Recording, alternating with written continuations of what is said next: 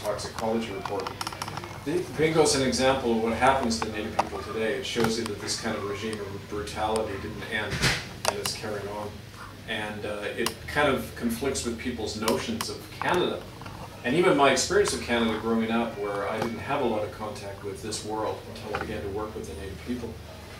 It's funny how you can live in a place your whole life and sometimes not even know what's going on in the underside of that society, and that's certainly been my experience. Over the years, what I found, kind of in a nutshell, I'll condense what happened as Debbie began to describe. From 1992 to 95, I was a clergyman in Port Alberni, which is in Vancouver Island. It was kind of the center of where the missionaries first arrived around the 1870s. And within about one generation of the first missionary arrival there, about 3/4 of the natives were all dead from smallpox. And we are really clear that this wasn't accidental. This was deliberate spreading of smallpox and then later tuberculosis. One of the things they often do in these boarding schools is they take healthy children and then make them play and sleep alongside kids who had tuberculosis and never treat them. So, I mean, it was a deliberate attempt to spread this disease. And, you know, there's a huge mortality rate because of that. I began to, in the work I did in the community, I got to this community and found it was in very bad shape too. It had one of the highest poverty rates anywhere in Canada. And about 90% of the Native people were unemployed, rampant alcohol and drug use, just all, you know, the level of family violence and everything, one of the highest in Canada.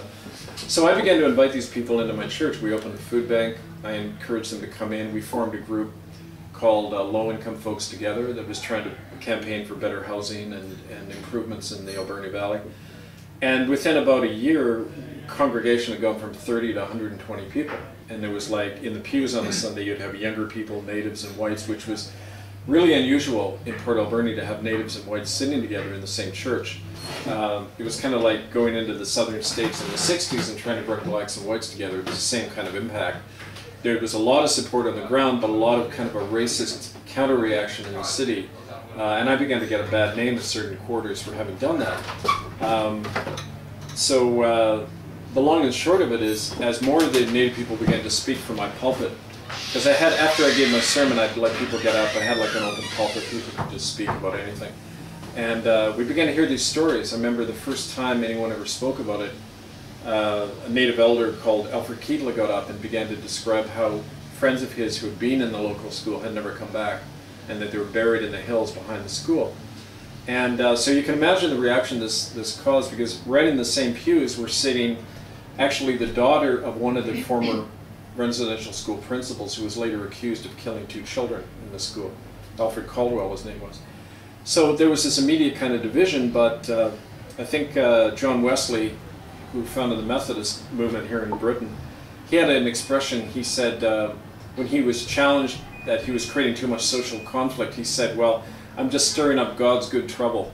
There's this term, God's good trouble, and I like to see it in those terms, because what came out of that trouble that was being caused was 2 years ago, the Prime Minister of Canada was finally forced to acknowledge a lot of this stuff. They made an official apology, although it doesn't anywhere go near far enough to what is needed. It's at least the beginning of an acknowledgement that a lot of this happened. And the only reason that apology happened is because a lot of people came forward and began to speak about this stuff. And our film finally got out in a very large way to over about 500,000 people saw it over the internet.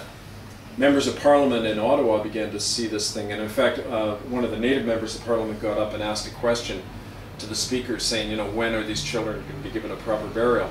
Within a month of that happening, all the major media start covering this. So, you know, it shows you with persistence it has an impact, and so that's really what I'm doing now is linking up actually with groups all over the world that have had a similar experience. For example, I do a lot of work in Ireland where survivors of the Catholic Church abuse there are being organized in the same way, and interestingly facing the same kind of cover-up and concealment by the church and the government working together.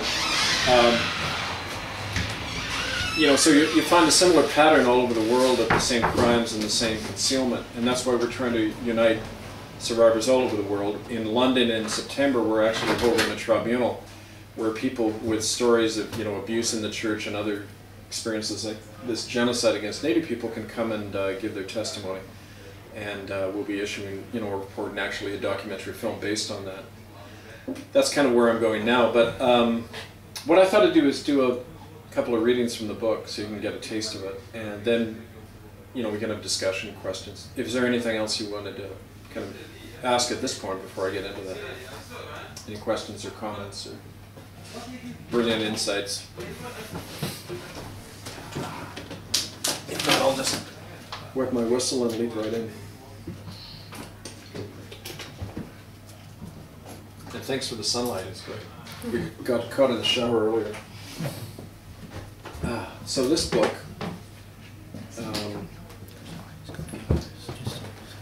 this is kind of, there's a number of books I've done. One which I don't have here, it's kind of a compilation of all the evidence of what happened in the residential schools, the eyewitnesses describing it, and a lot of the documents showing these crimes. But what this book is kind of the tale of how this happened over 15 years. You can get it over, it's published here in England by O Books. You can get it through Amazon and of course copies today. So this is this one chapter is describing when I arrived in Port Alberni in 1992. By all indicators, my family and I had moved to one of the worst places in the province. The year I arrived in Port Alberni, a survey by the provincial government revealed that the town had the worst rate of family violence and child poverty in British Columbia, although few of my parishioners wanted to talk about it. Every day I observed that reality walking the streets of Port Alberni and encountered it in the lives that began entering mine.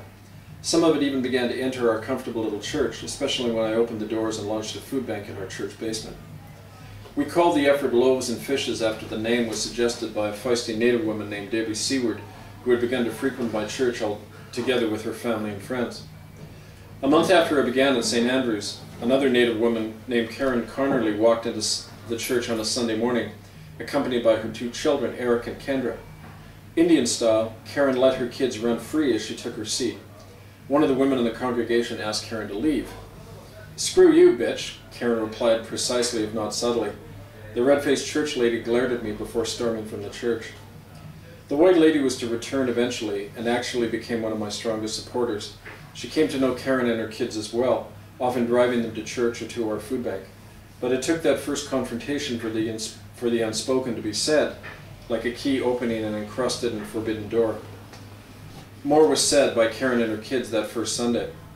I was preaching that morning about the Good Samaritan, about the dangerous necessity of stopping to help a suffering stranger, especially someone we had been taught to fear. At one point in my homily, Karen spoke up and interrupted me to the turned heads of the congregation. And she said, that's like what us Indians face, Reverend. No one said anything until I replied, "No, I don't know, tell me." Karen looked about, suddenly nervous, but she continued, "Kendra here gets sick all the time. The doctors don't do nothing. I wanted to bring her here so she wouldn't end up like Charlie Jr." One of the ushers at the back of the church stood up suddenly and strode out of the church, slamming the door behind him. Nervous, pale faces swiveled to me, their eyes pleading or raging at me to deal with this threatening intruder, but all I could see were Karen's own desperate brown eyes. "What happened to Charlie?" I asked her. "He was my firstborn. He died of pneumonia last year, that's what they called it. We took him to the hospital, but they wouldn't help him. Nobody would. I was thinking of him when you were talking, because it's too bad that good man in the story wasn't here to help Charlie." One of the white women began to cry, and some of the angry eyes softened. I was about to say something, but I realized there was no need. Karen had summed up the Bible message better than I could. Kendra and her brother grabbed most of the cookies during the coffee hour afterwards, while their reddened and runny eyes and grasping hands spoke volumes about Aboriginal life in Port Alberni. And so the door that would eventually lead to more than illness and neglect began to open.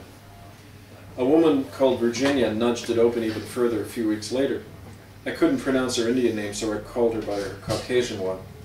She approached me after the church service, a cup of coffee in one hand, with what I thought was an oddly flirtatious look. Sure enough, she said to me, "I'm Virginia, but you can call me